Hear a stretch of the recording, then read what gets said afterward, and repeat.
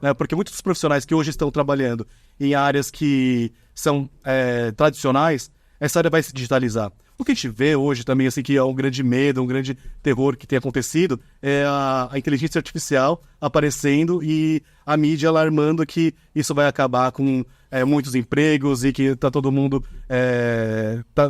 com o emprego em risco.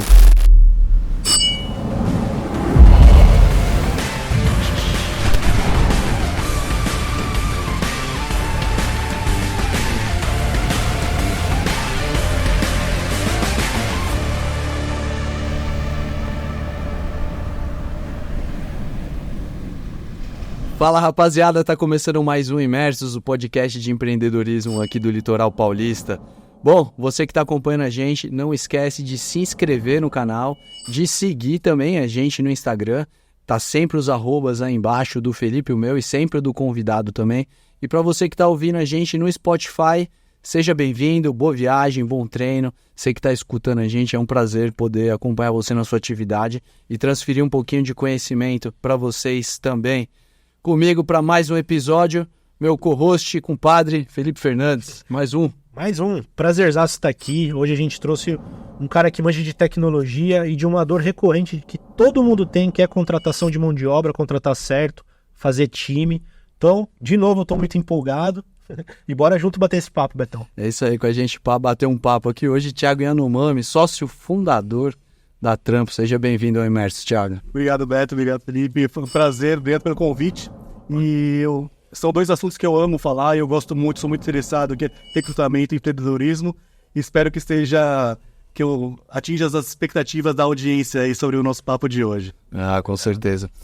Thiago, por definição, vamos começar explicando o que é a Trampos para a nossa audiência. Maravilha. Trampos é uma plataforma de recrutamento especialista nas áreas de transformação digital. Então, UX designers, programadores, cientistas de dados, todas as profissões que têm um pé ali no digital, a gente faz esse recrutamento.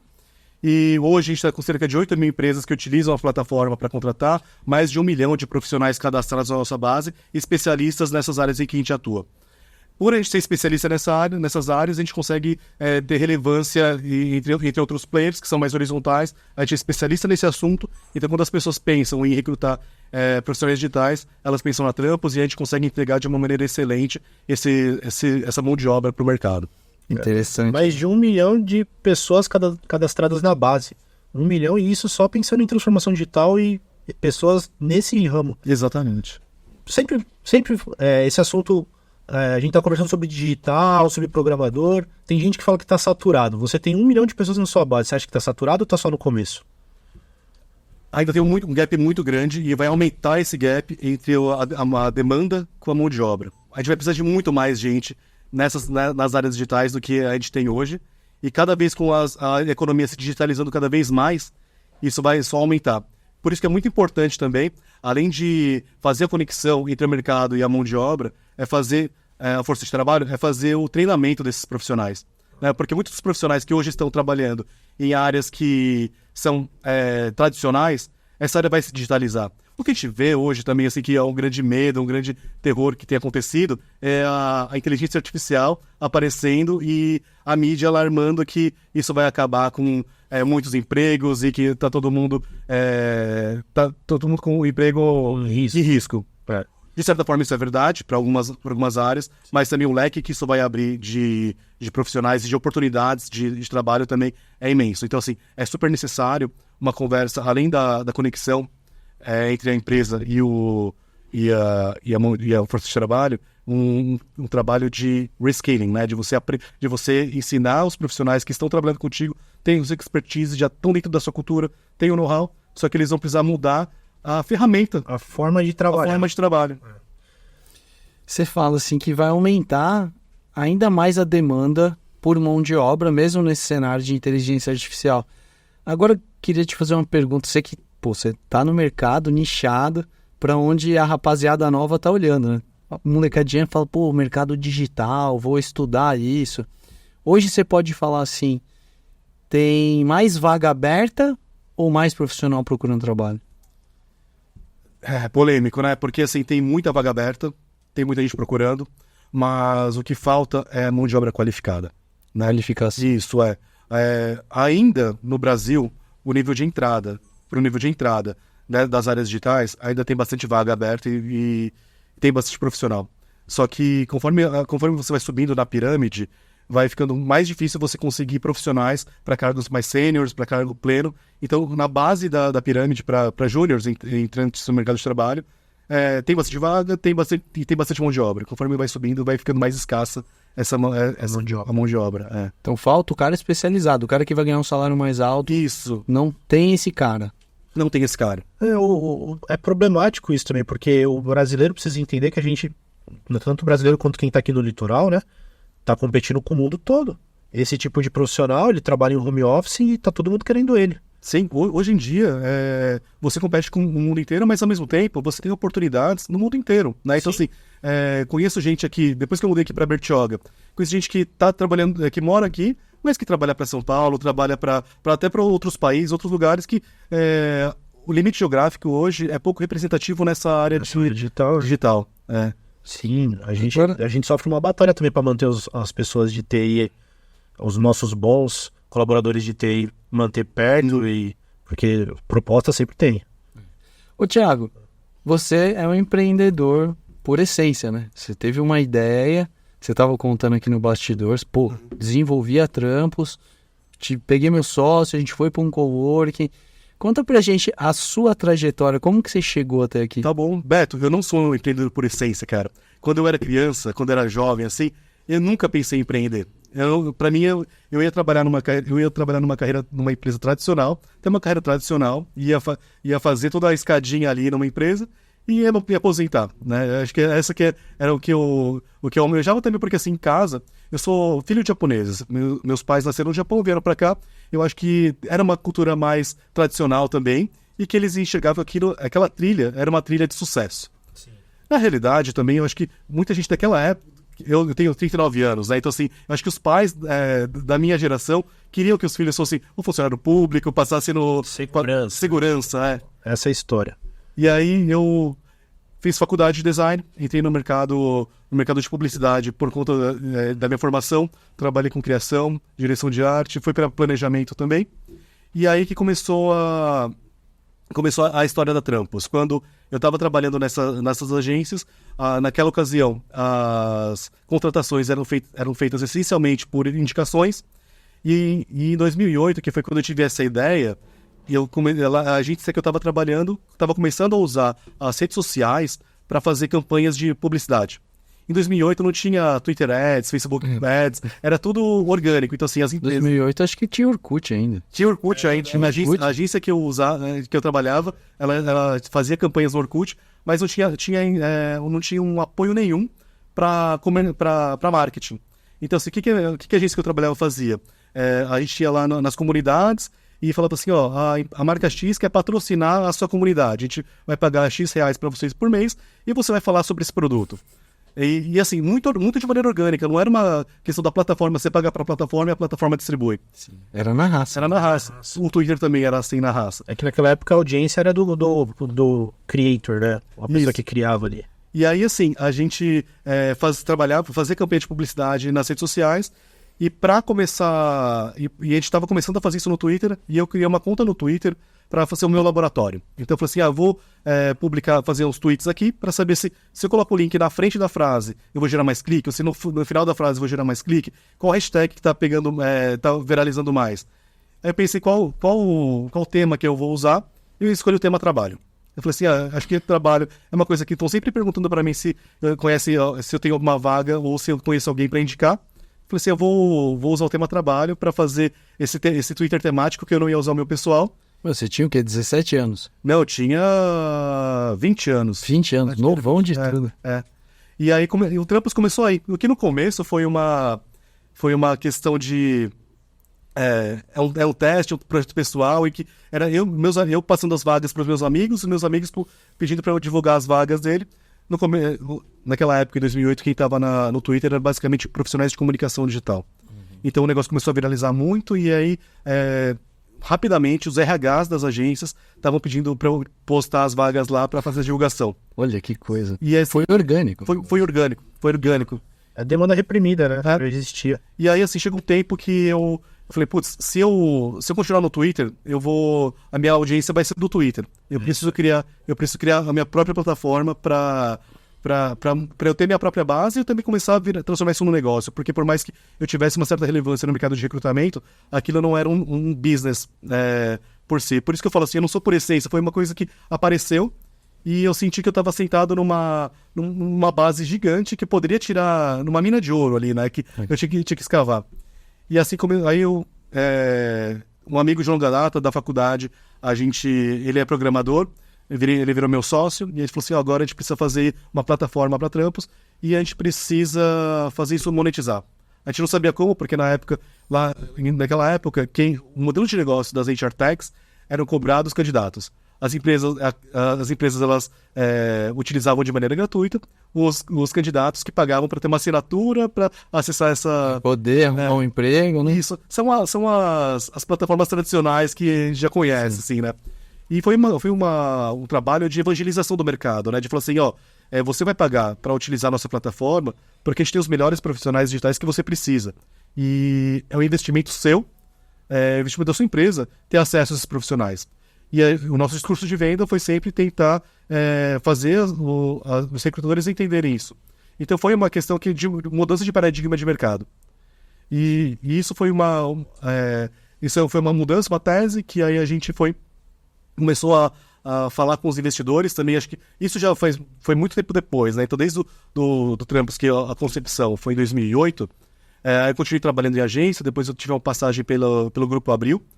Trabalhava como gestor de projetos lá, para um site de desenvolvimento sustentável, e tocando em paralelo ao Trampos. Em 2013, eu saí do meu emprego e fui tocar só a minha empresa. Porque eu acreditava assim, putz, a Trampos eu tocava 2 horas por dia depois do meu expediente. Se eu tocasse ela com todo o esforço, todo o foco, eu conseguiria crescer mais. Sim. Foi isso que eu fiz, eu saí do meu emprego. Quando o Trampos começou a bater de idade... Ali você quebrou um paradigma familiar, né? Familiar, porque assim, hoje, eu não sei como que qual a idade do público, da audiência daqui, mas naquela época, o Grupo Abril era uma empresa gigante de mídia. Todo mundo conhecia. Então, assim, meus pais falavam pros amigos dele que o filho dele trabalha na Abril, sabe? Então, motivo de orgulho. E é uma empresa que todo mundo conhecia. Então, dava pra falar, assim, que você trabalha numa empresa conhecida. E aí eu falei assim, eu vou sair porque não...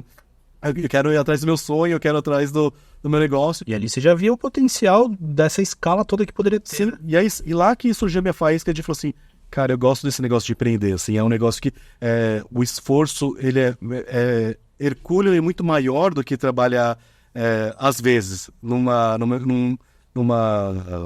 CLT, mas também o resultado e o propósito, o retorno daquilo é fantástico, é fenomenal.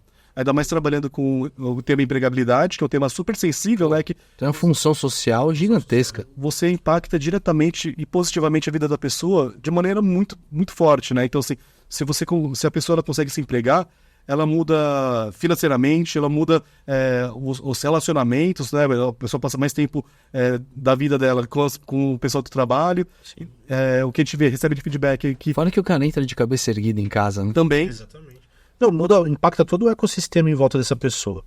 Desde da parte monetária até de relacionamentos, né? De tudo. E assim, aí foi assim que começou a Trampos. Não foi uma coisa que... Eu falei, pô, eu não era aquele cara que quando era criança, você ia montar uma barraca de limonada e você eu vou vender limonada porque eu quero ganhar dinheiro. Eu não era aquele cara que ficava pensando muito sobre isso, mas... Conforme o tempo foi... E até minha faculdade, eu fiz faculdade de design, uma habilidade completamente técnica, que lá a gente não aprende nada de administração de empresas, essas questões de contabilidade financeira, EBITDA, sabe? Essas coisas que pra mim era Tem que estar na ponta da língua do empreendedor. Tem que... E assim, e com a Trampos eu fui aprendendo... Foi um MBA aprendendo na raça, assim, sabe? Foi um grande... Tudo de... empreendedorismo, de administração de empresa foi na raça. Quando você tomou essa decisão de sair do emprego, né, Abril, vai ter empresa, você já tinha recebido algum tipo de investimento ou ainda estava monetizando só pela atividade comercial mesmo ali? Monetizando naquela época, então como não tinha não tinha as ferramentas comerciais e de marketing para as redes sociais. As marcas elas faziam posts patrocinados no Twitter da Trampos, né? Então, assim, uma empresa de educação que queria falar assim, ó, você quer arrumar esse emprego? Faça a faculdade tal. Então eles pagavam para te fazer esses tweets. Isso aqui. Chegou num momento em que o que eu estava ganhando no meu emprego e na Trampos começou a bater ali. Eu falei, acho que é um bom momento que eu era jovem, não tinha filho, vou para cima. Aí mudei. E aí eu e meu sócio, a gente ficou 2 anos em busca do Product Market Fit, né? Então assim, a gente tinha uma ideia de negócio, só que a gente não sabia como monetizar com aquele negócio e nem se aquele negócio ia dar certo. Porque era um modelo de negócio que não existia. Era uma mudança de paradigma. E aí a gente foi atrás das Venture Capitals. Naquela época também era muito mais difícil ter acesso. Não era igual hoje, né? Hoje em dia tem... Que ano que era isso? 2014, que a gente recebeu o nosso aporte. Foi de uma empresa inglesa, da área de comunicação. Então eles sabiam que a dor que a gente sanava era uma dor que eles tinham também. Sim. Então eles investiram na gente naquela ocasião. E aí aquele investimento foi um investimento para a gente transformar a Trampos numa empresa de verdade. Assim, até então a gente tinha eu e meu sócio trabalhando, fazendo tudo. Aí a gente conseguiu, aí a gente abriu o CNPJ, abriu a conta, sabe, a gente fez... Conseguiu um investimento antes de ter a empresa instituída, né?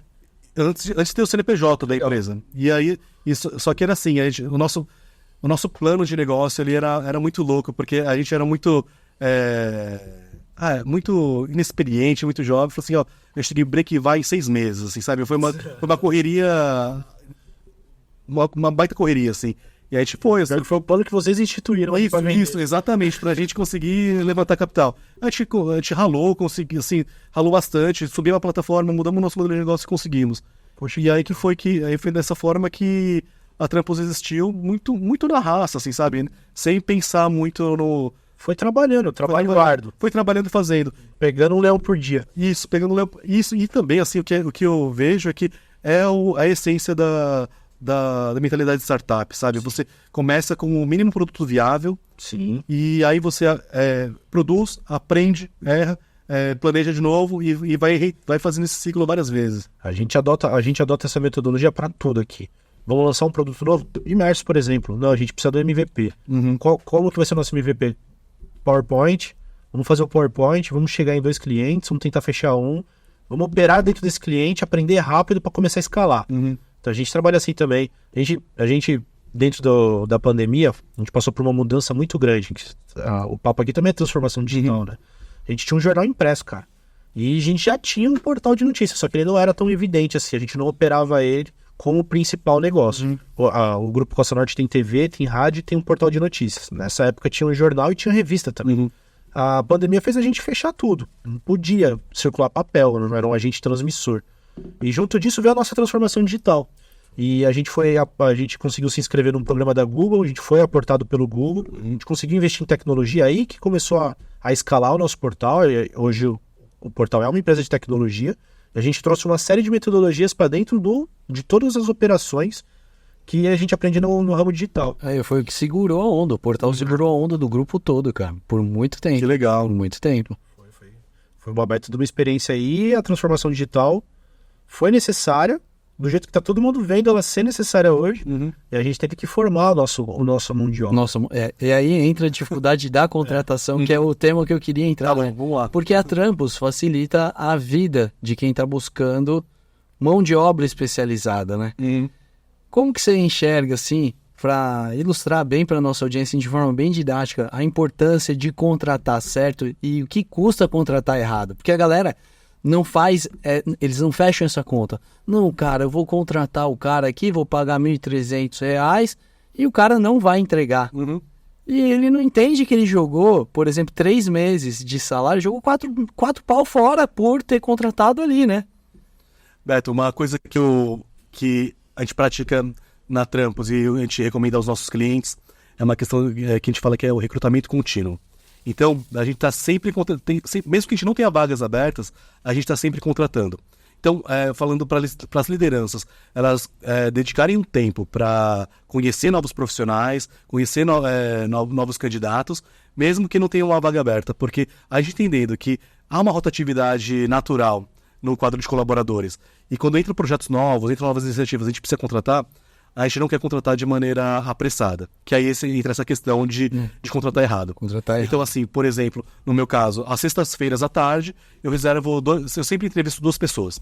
Assim, e falando, eu sei quais são as áreas que são os meus maiores gargalos de contratação e que são mais difíceis de contratar.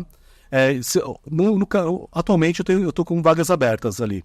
Mas mesmo quando eu não tô, eu quero conhecer gente para que caso haja uma rotatividade voluntária ou involuntária, né? Se a pessoa pedir demissão ou se eu tiver que demitir, eu já tenho outra pessoa num pool de candidatos ali que eu posso recorrer e falar assim, abri uma vaga aqui, eu gostei do papo que a gente teve, a gente não pode não quer fazer parte da nossa equipe.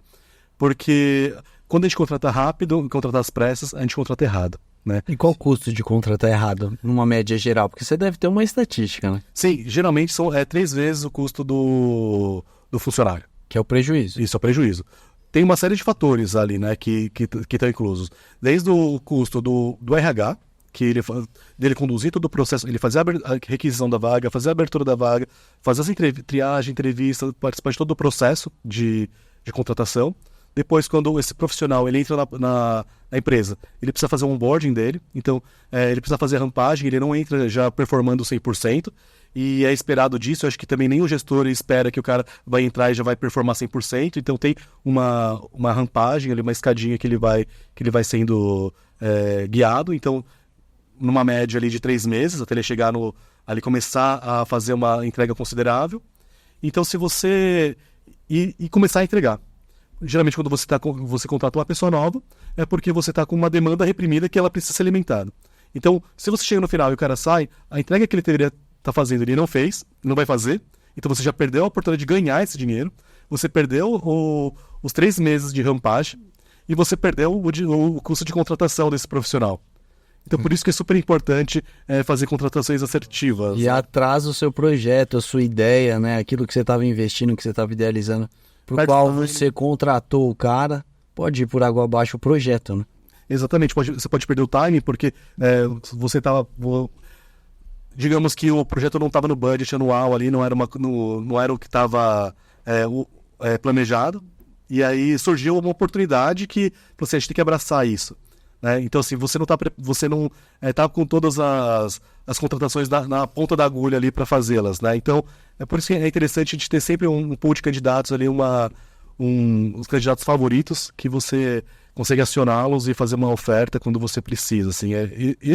Essa é uma dica, assim, que eu acho que ela funciona para você não ficar na mão quando você precisar desses profissionais. Como contratar certo, Thiago? Fala assim, o passo a passo para você contratar certo. Para quem está ouvindo a gente, que tem uma padaria, que está começando um empreendimento, ou que já está ali com vaga aberta, o que o cara faz para contratar certo?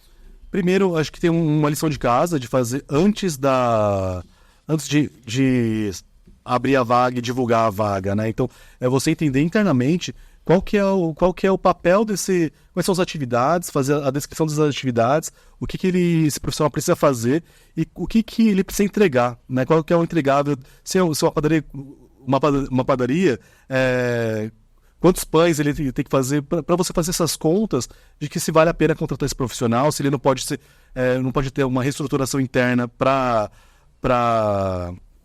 suprir essa mão de obra, enfim. Fazer uma lição de casa anteriormente de fazer a divulgação da vaga, de abrir a vaga. Quando você faz a divulgação da vaga, tem que ser uma job description, você vai elaborar. As atividades, elas precisam estar bem descritas.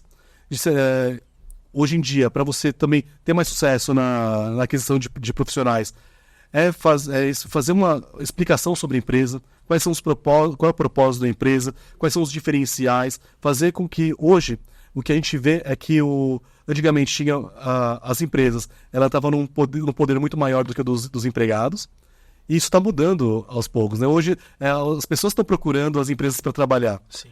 Então mudou esse paradigma também. Então você tem que vender a sua empresa também para os seus colaboradores. Se você quiser bons colaboradores, é essencial que você faça isso. Mostra um pouco de como que é a cultura da empresa, como que é o dia a dia, o que é esperado da função e fazer as divulgações nos canais certos também. né? Fazendo as divulgações nos canais certos, você consegue...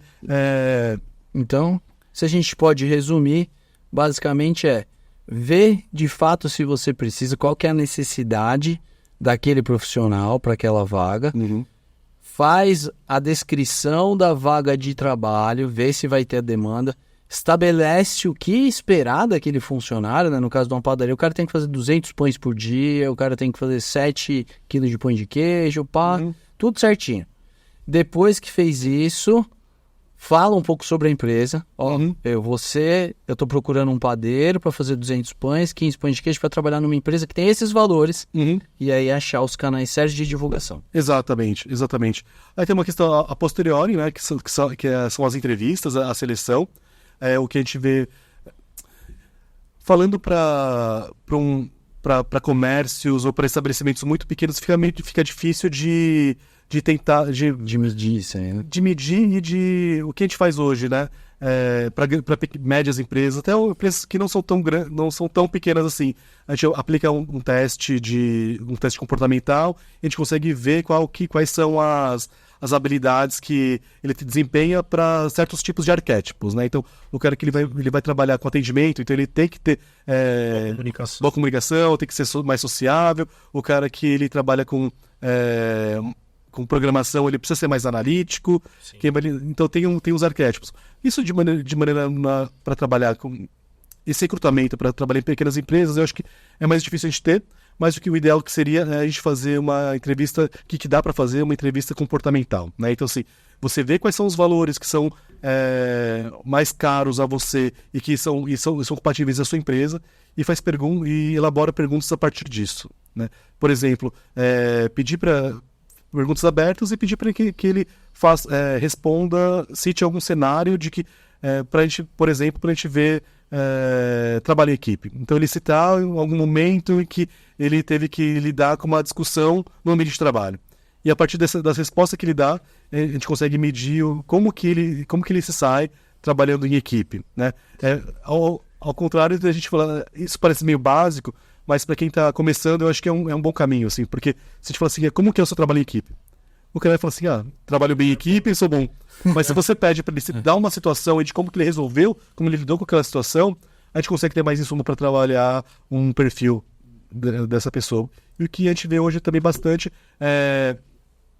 trabalhar bastante soft skill, né? Bastante habilidades comportamentais, que num processo em que é baseado em currículo e que o papel aceita qualquer coisa, a gente... Como entender o perfil de comportamento dessa pessoa. Exato.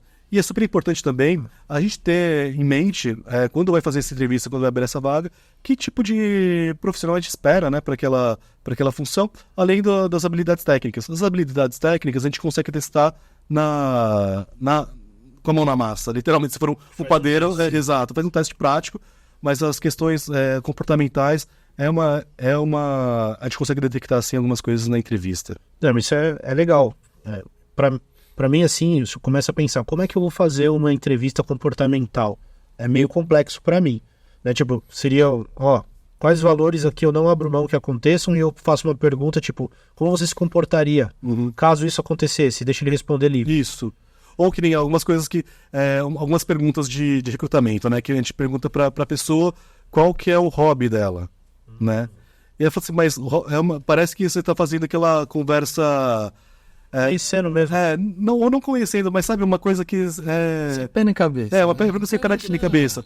Mas qual que é a profundidade disso? É saber se o cara ele tem uma curiosidade em aprender outras coisas. Um complemento para essa pergunta é como você faz para se aprimorar nesse hobby. Então você começa a entender se ele é um cara que ele tem curiosidade e que ele quer ele quer performar melhor no que ele está fazendo, mesmo como um hobby, que não é um trabalho em si. Interessante, eu nunca tinha pensado nisso. Então, tem pergunta que elas parecem que são perguntas que você está jogando conversa fora. Eu já vou anotar pra gente colocar. Eu acho, não sei se o nosso RH faz isso. Hobby, o que faz para se especializar. Interessante. Tem umas variações desse tema, né? Que fala assim, qual foi a última... Você aprendeu algo novo. Isso, que você aprendeu algo novo. Essa eu já usei. E que não precisa ser uma coisa do seu trabalho, né? Pode ser uma coisa que, no geral, assim, aprendi a resolver cubo mágico, sabe? Uma coisa que faz... Essa curiosidade do cara, né? Pô, bem interessante. Aqui no litoral a gente tem esse problema bem acentuado mesmo, assim, de achar bons profissionais, só que também temos o problema no recrutamento, né? Tipo, o empreendedor também sofre de ter técnicas apropriadas para poder achar esse profissional. É porque às vezes eu não imputo ao empreendedor, ao empresário, porque para e pensa, a maioria da rapaziada que dá certo, o cara abre o comércio, ele tá com o umbigo no balcão, quando ele não tá no balcão ele tá vendo o boleto, quando ele não tá vendo o boleto ele tá falando com a contabilidade e tá ligando pro fornecedor pra fazer a compra, e enfim, o cara é o cavaleiro de Jedi mesmo. Ele não vai ter cabeça pra parar, pra estudar um recrutamento, e aí ele cai às vezes numa roda, mas ele tá dando certo, senão ele não tava aberto. O que o cara tá fazendo, conseguiu levar ele até ali. O X é o próximo passo. O X é o próximo passo. Esse próximo passo vai vir, claro, com conhecimento de base, que é do cara conseguir ali organizar a agenda dele para se aprimorar, para desenvolver uma liderança, conseguir delegar não delargar, né? Delegar de fato para alguém do time dele as funções. Enfim, por isso eu não imputo no cara, mas é um dos papéis do Imersus é esse. E trazer o cara aqui, por exemplo, poxa, a gente entrevistou um amor de pessoa também, tá dando certo, mas o cara fala com 60 colaboradores por dia. Não consegue? É difícil, né? Irmão, eu não consigo falar com a minha família. Eu tenho 3 filhos, uma esposa e mais uma rapaziada. Falta gente no fim do dia. Falta gente no fim do dia pra conversar. O cara fala com 60. Beleza. Aí já veio um outro, mais ou menos do mesmo segmento, com uma estrutura diferente. Pode não ter a mesma margem de lucro, não ter a mesma otimização operacional, né? Mas você vê que o cara já tem uma estrutura mais verticalizada que permite ele pensar produto novo. Enfim, embarcar tecnologia. A ideia, o papo é esse aqui no Imersus. Às vezes chegar, por exemplo, você é da Trampos, aqui é bem segmentado, mas de repente a gente consegue achar, ou você mesmo consegue oferecer para essa rapaziada um esquema de recrutamento que vai tirar isso das costas do cara. E vai eliminar, né, essa barreira de entrada de bons profissionais, porque o cara não tem tempo. Conforme a gente vai conforme a empresa vai crescendo, vão surgindo novas necessidades e a necessidade de abrir novas áreas, né? Então, assim, quando eu comecei minha empresa, era eu e meu sócio de tecnologia, e eu fazia o marketing, eu vim da publicidade, então era natural para mim fazer o marketing. Então, o primeiro funcionário de marketing fui eu. E aí, quando eu falei assim, agora eu já tenho um playbook ali, eu já tenho o manualzinho de como fazer, eu chamei uma pessoa para trabalhar comigo, e depois essa pessoa ela virou agora nossa CMO, e ele é sócio da empresa também, e aí depois... Conseguiu evoluir junto da cadeira, né? Exato. Às vezes isso não acontece. Exato. Conseguiu crescer. E aí depois, quando o marketing estava azeitado, eu fui pro primeiro vendedor da empresa também. Então eu fazia toda a prospecção, fazia toda a cadeia. Até que começou a precisar ter um SDR, né? Um prospector ali. Um pré-vendas. E aí depois esse pré-vendas, eu fiz todo o playbook de vendas também. E depois esse pré-vendas, ele foi crescendo, ele virou closer e está com a gente também trabalhando no comercial. Então o que eu queria dizer é que quando a gente está começando a empresa, a gente vai vendo a necessidade de criar novas áreas e de ter... A empresa pede, na verdade, né? É que aqui, assim, o Roberto falou assim, eu não imputo ao empreendedor isso. Só que tem muita gente que às vezes perde o timing de oportunidade, literalmente. Porque ele precisa entender que o negócio precisa crescer e às vezes ele vira o gargalo da operação. Se o negócio não cresce, vem alguém e toma teu lugar. No lugar. Então, isso é triste de ver. Isso é triste. E é até um dos fundamentos do Imersus. Nosso propósito é levar essa consciência, elevar a consciência que todos precisam ter uma maturidade de negócios mais acentuada para não ser um gargalo da própria empresa, né? Tipo, você entendeu isso, essa necessidade, mas, pô, eu conversar sobre SDR, Closer aqui no litoral, não tem. A gente tá implementando agora isso em Santos. Conversa com o pessoal de Santos, não tem. Pelo contrário, os caras vêm reclamar para mim, poxa, eu tô na mão de um grande vendedor meu.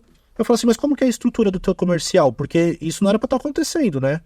Meu comercial tem 3, 4 vendedores, eles batem nas portas lá e eles vão fechando. E tem um cara que tem uma carteira gigante que se ele for, ele leva junto. Não, cara, vamos segmentar. Tem um cara que abre oportunidade, tem um cara que fecha, só que isso não fica na mão dele. Vamos passar isso para um atendimento. Assim você tem um time trabalhando, e o time é responsável, não um único cara que pode ir embora e levar todos os teus clientes. Tipo, isso daí é falta de maturidade de negócio. Eu sou um ouvinte do Imersos, eu assisti todos os episódios e uma coisa que você falou, Beto, acho que falou mais de uma vez ainda, é da necessidade de ter um clube, um grupo de empreendedores que troca ideia. Que ensina. E assim, é uma coisa que não é... É uma coisa trivial, assim, é uma coisa que juntar pessoas boas, que estão com vontade, estão com gás de criar um negócio e conversar já é game changer pro negócio da pessoa. Para todo mundo que tá participando ali. Porque você começa até a criar também essa vontade de fazer... o cara tá com um negócio com 2.000 funcionários. Pô, a gente é parecido. Por que o meu só tem 12? Dá vontade, dá ânimo, né? Vamos conversar, vamos crescer isso aí. E o que eu cheguei com o Imersos é isso. Ouvindo os programas anteriores, as ideias que estamos começando... A galera trocar... Sabe por quê, Thiago? Você passou por um monte de coisa. Teve um monte que você fez e deu errado. Você não fez sua coisa certa. Deu errado. De repente, você tá vendo um colega que tá sentado na cadeira do lado, o cara tá ali trocando uma ideia com você, contando o caminho pro precipício. Você vai pegar na mão do cara... Não. Calma, vai pro outro lado. Não. Aqui eu já caí, quase quebrei a perna. Não vai. Não vai. Até por uma questão de humanidade e coleguismo. Sim. Todo mundo... Cara, eu tenho um orgulho quando eu sou um caiçara orgulhoso mesmo. E quando eu vou pra fora da cidade e eu vejo alguém que deu certo, por exemplo, o Cris da Radicom, que foi a última entrevista que nós fizemos.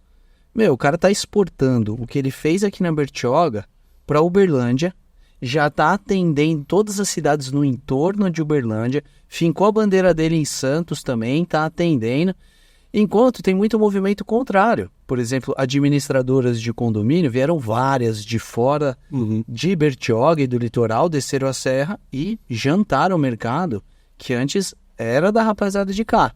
Bertioga conseguiu fazer um movimento contrário. Você vê a Riviera Administradora, Gescom, eles conseguiram dar um chega pra lá nessa rapaziada, mas ali, ó, se posicionaram.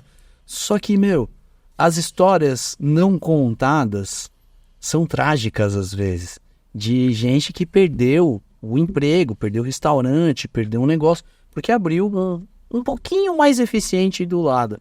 E é isso que a gente quer evitar, não, a gente quer sair daqui e dominar geral e em volta.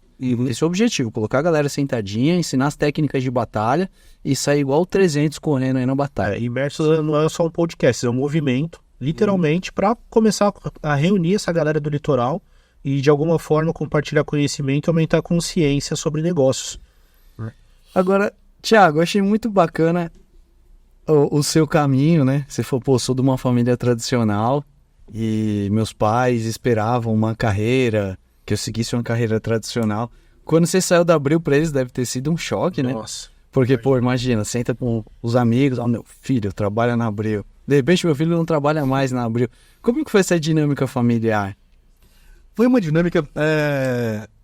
Não foi tão chocante assim, Beto, porque naquela época também estava muito em voga as redes sociais na mídia, né? Então, assim...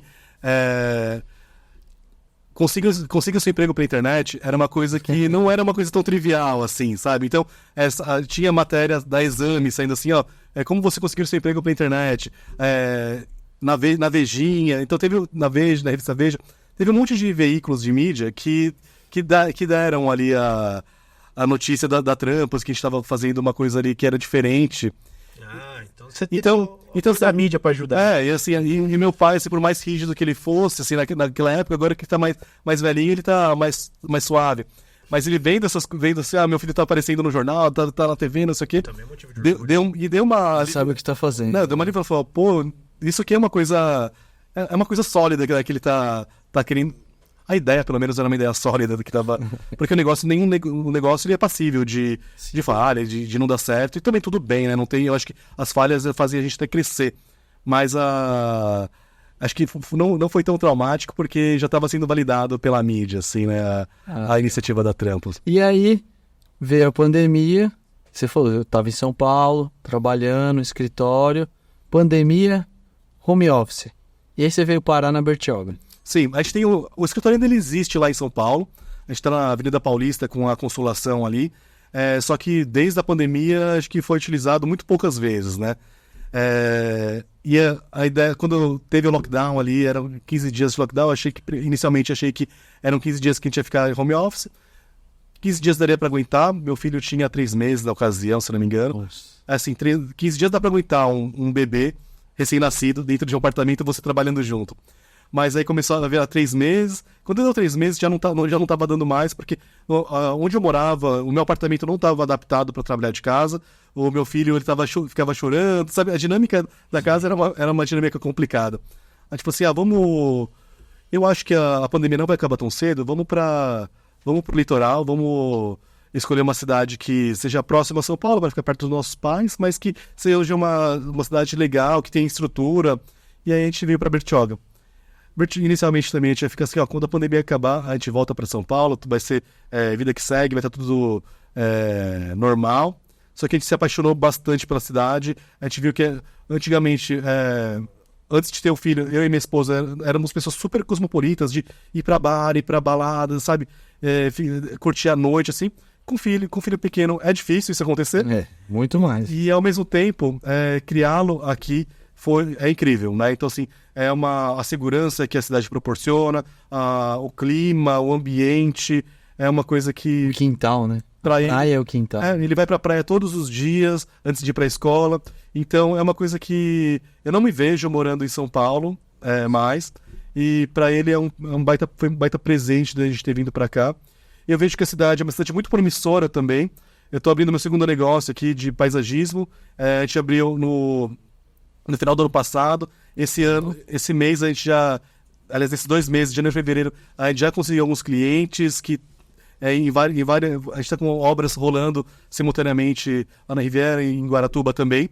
Então a gente vê que é uma cidade que está pulsante, assim, que tem muita oportunidade e que é um lugar muito promissor, enxerga de maneira muito promissora. O potencial econômico aqui da cidade é o maior da redondeza toda. É muito grande. A cidade tem muito a crescer ainda, até porque a principal atividade ainda é a construção civil. E dentro da principal atividade, por exemplo, tem uma mega expansão para acontecer dentro da própria Riviera de São Lourenço, que já é uma coisa em tese consolidada, né? Agora vai começar a parte grande da Riviera mesmo, que é os novos módulos do Golfe, a Marina que vai sair, hospital, enfim, e novos prédios também. Aqui para o centro de Bertioga tem muito lançamento de prédio um atrás do outro e que não tá sobrando imóvel para vender. Tipo, tá lançando, tá vendendo, tá lançando, tá vendendo. Tem uma liquidez muito grande, né?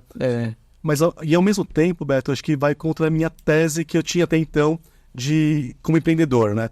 Para mim, eu gostava de negócios B2B, que a gente consegue tickets mais altos, não precisa vender para varejo, não precisa vender para o consumidor final e que tivesse recorrência.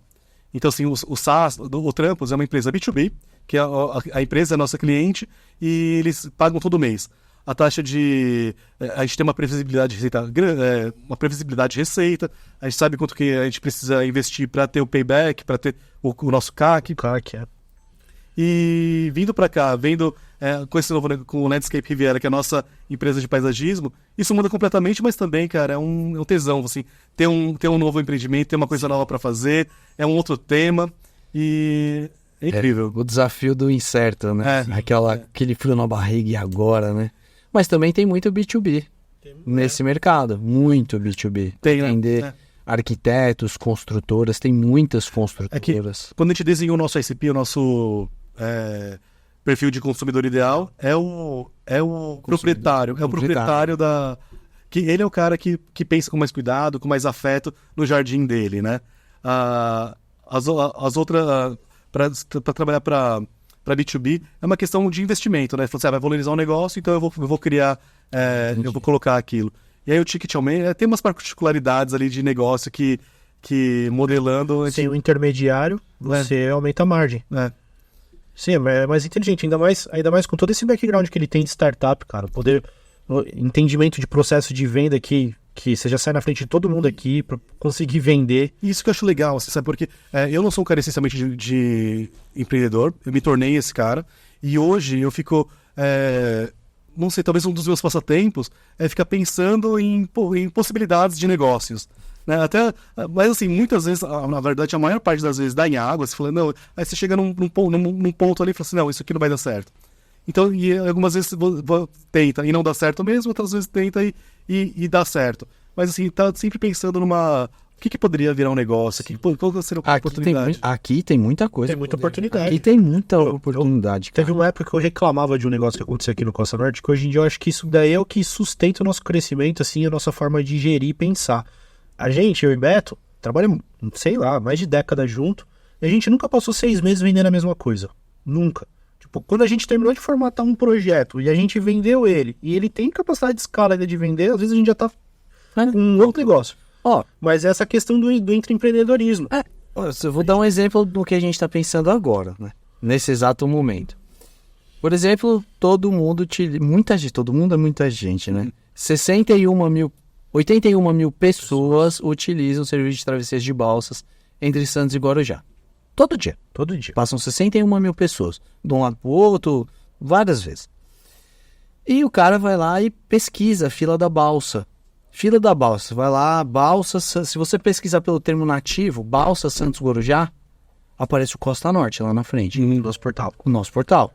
E, o portal em si já é um produto viável, ele já se paga, é legal. Cara, balsa Santos Guarujá é um negócio extremamente nichado. É um produto dentro do produto. É um produto dentro do produto. A gente não tinha pensado nisso. Por que a gente pensou nisso? Porque a gente startou uma discussão, o que tem de novo aqui pra gente dar uma oxigenada? Quantas pessoas utilizam o serviço de travessia?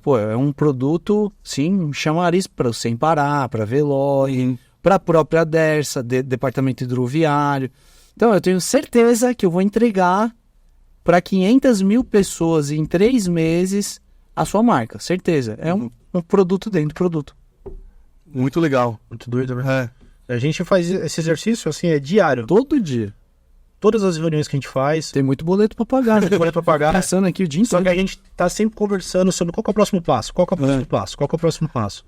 Pra mim, isso acaba sendo uma coisa que eu gosto bastante e acaba sendo natural, porque eu sou um empreendedor, eu sou fundador de produto, né? Então, assim, eu não sou um administrativo. A minha cabeça, ela é de desenhar produto e aí, eventualmente, isso vira uma empresa. Então, é uma coisa de você ficar pensando em quais funcionalidades aquilo pode ter, o que mais eu posso agregar ao produto principal e que ele pode gerar receita. Acho que... Sim. A gente até divide um pouco as responsabilidades e até o PDI de cada um aqui, porque senão a gente só tem empreendedor, né? Só tem gente assim. A gente precisa dos executivos. De quem vai fazer, né? E de cuidar da operação, para que tudo aquilo que foi criado continue. Às vezes a gente não tá vendendo. Só que tem já os clientes ali, aquele negócio precisa continuar, né? Mas é bacana. E Thiago, qual que você acha? A gente abordou bem lateralmente a questão da inteligência artificial. Você lida com recrutamento de mão de obra altamente especializada em programação. Falam que programação, muita gente até brinca, eu mesmo já brinco, não entendo nada de programação. Mas você fala, programe um código, não sei o que, no ChatGPT, e ele programa um negócio lá e precisa um monte de coisa que eu não entendo. Mas enfim. Mas ele entrega. Até que ponto você acha que a inteligência artificial é um risco para quem está no mercado entrando no mercado de trabalho agora? Eu acho que não é uma ferramenta nova a ser utilizada, né? Fazendo paralelo com um arquiteto, por exemplo. Quando o computador surgiu, o cara que fazia desenho ali no esquadro, ele não perdeu o emprego. Ele só mudou a ferramenta que deu muito mais agilidade para ele. O que ele precisava fazer, levantar uma planta e depois levantar fazer uma elevação, ele tinha que fazer o desenho da planta, depois tinha que fazer o desenho da elevação, com o computador e o software ali, ele faz uma coisa e isso já extrai e vira você consegue ver vários ângulos, você não precisa desenhar cada ângulo. Eu acredito que seja isso que vai acontecer com a inteligência artificial. O programador, ele vai precisar saber programar. Só que o trabalho braçal, o trabalho de tentativa e erro talvez seja otimizado. Isso vai encurtar muito o processo. Mas eu quero que vai precisar arquitetar a solução, que vai pensar na solução, e até vai fazer o prompt, vai escrever qual que é o problema. Ele tem que ter conhecimento sólido do que ele está pedindo, até para saber o resultado daquilo, né? Exatamente. Atualmente, as inteligências artificiais elas têm algumas entregas que acabam sendo não tão erradas, de vez em quando aparece. Mas isso eu acho que é lateral, isso não é uma coisa que vai acontecer. Acho que com a evolução vai ser cada vez mais preciso, de acordo com o que você sabe, se você sabe dar um input ali, consegue, de acordo com o que você pede, você tem que saber pedir. Sabendo pedir, eu acho que você vai conseguir ter uma entrega muito boa. Mas o principal seria você saber utilizar a ferramenta como uma ferramenta em si, e não como o final. Eu acho que quem trabalha como o trabalho da pessoa é ser uma ferramenta, esse vai perder. Esse vai perder emprego. O cara que é o carimbador. Isso é. A inteligência artificial, na verdade, qualquer coisa já vai te tirar do mercado. Mas a pessoa, o profissional que precisa pensar e chegar num resultado, resolver um problema, eu acho que esses vão permanecer e vai ter cada vez mais trabalho por esses caras. Não substitui, né? Na realidade, ela multiplica a tua produtividade ali. Eu tenho uma pergunta, Thiago. Você é pai de um menino de 4 anos. Você falou. Sim. Pai de um menino de 4 anos. Beleza. Imagina que hoje o seu filho estivesse no ensino médio. Ali para concluir o ensino médio. Dentro dessa área sua. Pai, o que eu estudo? O que vai me sustentar? Difícil a pergunta, hein, Beto? Porque para mim tem um grande período aí para elaborar essa resposta, porque eu tenho duas questões assim, né? Uma questão que é mais prática e, cara, vai para uma área de exatas, né? De desenvolvimento, de programação, alguma área de construção do futuro, de certa forma, sabe? Que você vai participar da elaboração de plataforma, de infraestrutura para o futuro. Tecnologia, então. Exatas acoplada à tecnologia. Isso. Produção tecnológica, né? Exato. Mas, ao mesmo tempo, eu acho que tem uma... Se não for do perfil dele. Se não for do perfil... cara de exatas. Não, tô falando na sua área, assim. Então, mas... Dentro do que você vê, se fosse o seu filho batendo lá na Trampos, eu quero me candidatar a uma vaga. Não, filho, estuda isso aqui. Sem dúvida tecnologia. Mas o que eu digo é que, assim, porque tem uma outra vertente que, no futuro, daqui 14 anos, quando ele estiver nessa fase aí de 30, né? ele vai... Todas as profissões, eu acredito que todas as profissões vão ter uma base tecnológica. Independente de, assim, médico vai precisar saber, advogado já precisa saber, engenheiro precisa, todo mundo vai precisar saber. Então, assim, eu acho que saber tecnologia vai ser igual ao nosso saber inglês hoje. Sabe, é uma coisa que você precisa saber para você ir para um outro... Seja a área qual for, né? O cara vai ter que ter a manha de manipular a ferramenta que vai ser nichada para aquela área, né? E a base de tudo é tecnologia, né? Você sabe, eu tava pensando, a gente tava até discutindo hoje na reunião das 9, que é sobre, administrativamente, nós, graças a Deus, temos excelentes profissionais. No geral, a gente tem ótimos profissionais aqui dentro. Mas no administrativo, assim, eu tenho muito orgulho do trabalho que o pessoal faz. Do financeiro, do RH, do DP, do contábil. O pessoal é fera. É um volume brutal de informação que eles tratam e têm aprimorado para entregar, assim, relatórios só para a gente tomar decisão. Muito legal mesmo. E nessa parte de tech, né? A gente estava discutindo, por exemplo, até uma colega que é médica, que abriu uma clínica e, além de clinicar, ela tem que se preocupar com o boleto, com a... Cara, no fim do dia, ela é tudo menos médica. E hoje tem ferramentas e serviços disponíveis, por exemplo, um serviço de um BPO financeiro. Cara, você é médico, pega o seu financeiro, entrega, claro, né? Primeiro passa por um processo para estabelecer os seus processos internos, ver se você tem a governança necessária, né? Um processo de controladoria, para que você possa pegar e entregar isso aí para alguém que é muito bom em fazer. E você vai ser médico. Sim. E você vai ser médico. Eu vejo assim, por isso que todas as áreas, né? Porque muita gente, muitos jovens, eles falam, RH, TP, contabilidade. Irmão, é tudo tecnologia hoje. Porque em tese, quando você fala sobre essas áreas mais burocráticas, elas são menos sexys do que falar sobre publicidade, comunicação, tecnologia. Mas tudo tá baseado tudo tá ou estará baseado em tecnologia. A gente assistiu 2 apresentações na semana passada, justamente de BPO financeiro. Aí tinha uma que falava um nome bonito, assim, eu falei, nossa, se tivesse presencial aqui, o cara me seduzia. CFO as a service. Falei, nossa senhora, com a garrafa de vinho já era. Mas acabou pegando uma coisa que em tese não é sexy e deixou com uma... Você olha a proposta, bonita demais, cara. Eu falei, nossa. E vou até mais longe. Agora essa empresa, porque está lastreada em tecnologia, ela pega um cara, um CFO, e vende para um monte de empresa. Os caras compartilhando um recurso. Um profissional que é high ticket aí, super difícil de encontrar no mercado, tá pronto para fazer as análises que você precisa e ele atende um monte de empresas e você tem um CFO de aluguel. E é igual os setores mais tradicionais, eles estão sendo afetados, né? Igual a contabilidade, por exemplo, a contabilidade online, ela tá pegando aquele contador tradicional que cobrava um salário mínimo por mês e cobrava o 13º dele ainda.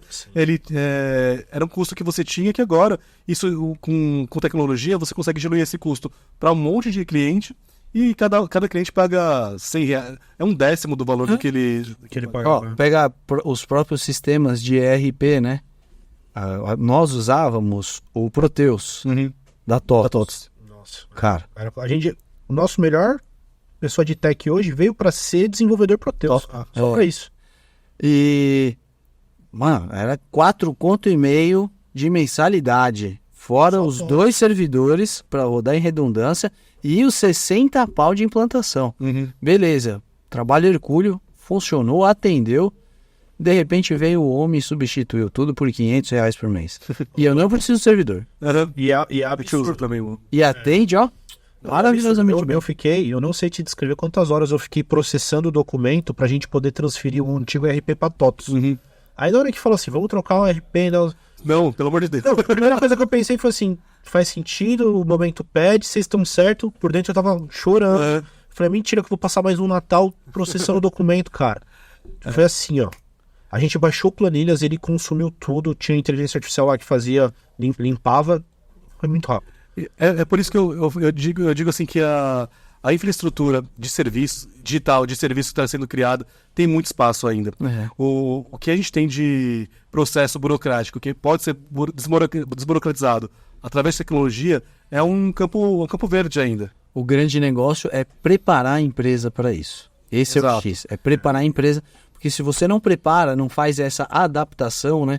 Às vezes do cara que controla tudo no Excel, às vezes tem aquelas pastas cheias de boletos. Se não faz esse processo de adaptação, você pode criar uma ruptura ali, que aí você faz um buraco e vai encher o barco d'água. Falando sobre esse processo de empreendedorismo, de criação de empresa, eu tive muita sorte assim, de quando a gente recebeu o aporte, o que veio junto foi o Smart Money ali, para estruturar toda a governança da empresa.